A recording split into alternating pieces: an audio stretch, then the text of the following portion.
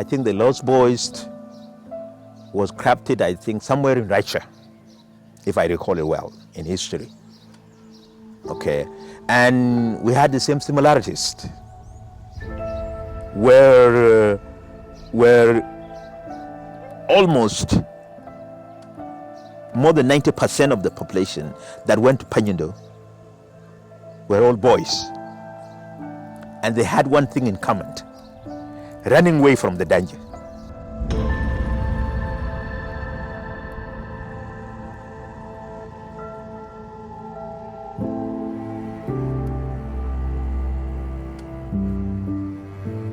As the war began in 1983,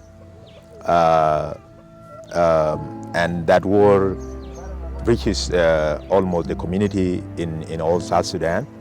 And in 1987, I became one of the Lost Boys that was displaced by the war. When we reached, we were about 1,000 Lost Boys that left from the area.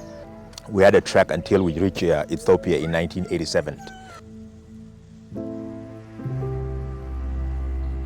It was actually one of the first painful experience that I had because as a young boy, could be between 9 and 12 years old, because not knowing my exact age, we had a lot of problems on the way, and one of the problems was starvation, as you can imagine.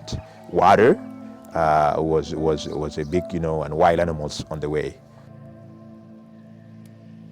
We left again in 92 until we reached a place called Nairus, which is very near to Kapoita. We stayed for a few months. Then UNHCR took us to Kakuma, and that's where I was registered as a refugee in Kakuma in 1992.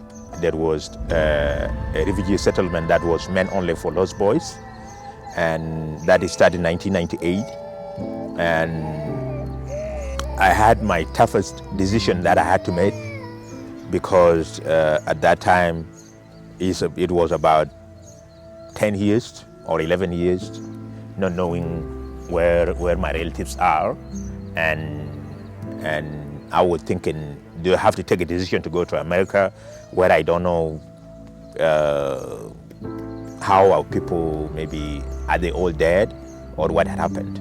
So I decided to go to America. And in 2001, on April 8th, I left Kakuma. Then I reached in Atlanta, Georgia, April 10th, 2001. And that decision was really a best decision that I ever made, because I've been writing a lot of RCM, the Red Cross messages, to my relatives, and there's no reply. From, I think I started in 94 until 2001. I couldn't get any reply at all. And I was thinking, maybe there's nobody that's alive. And therefore I decided, okay, I have to go to America. The life is different, food's different.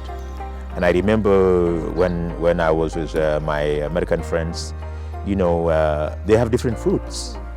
And also it was tough even for us to get enrolled into universities and colleges. When I earn $1, I have to find out my parents. And I happened to talk with my brother for the first time in 2004. I was relieved. I was totally relieved. And I could know who is dead, I could know who is alive, I could know, and I was relieved then.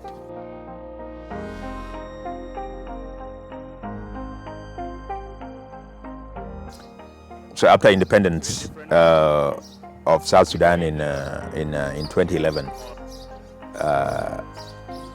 I decided, I thought, we have a country that we can all build together. And then I came here. Then when the war, the crisis It started in December 15, 2013. I had to be evacuated. And I remember they were telling me to go to Nairobi. I said, no, I'm not going to Nairobi. I will go to Ganyel.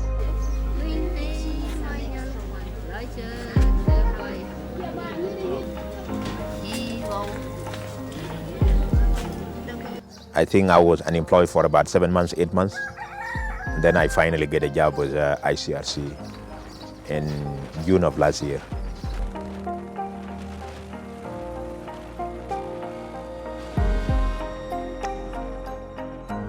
We are doing a medical evacuation today, leaving Ganyel to Nyal, which is north of here, about 25 minutes or 30 minutes flight.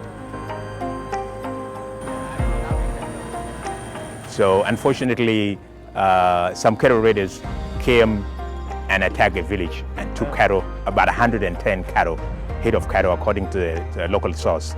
They have killed 2 people and wounded 4. Now we are going to evacuate a woman and a 3-year-old girl from Nyal. Because there is no good medical facility in Nyal, so we are evacuating them to Ganyel for a better treatment, operations, and we'll also bring a caretaker together with that child.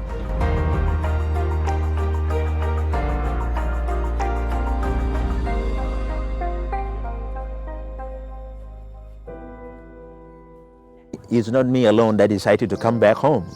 We had a lot of us that came back home that are even working either with the government or with the NGOs, or that are doing their private work as well.